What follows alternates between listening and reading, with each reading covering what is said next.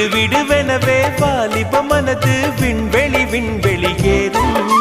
மன்னவா ஒரு கோயில் போய் இந்த மாளிகை எதற்காக?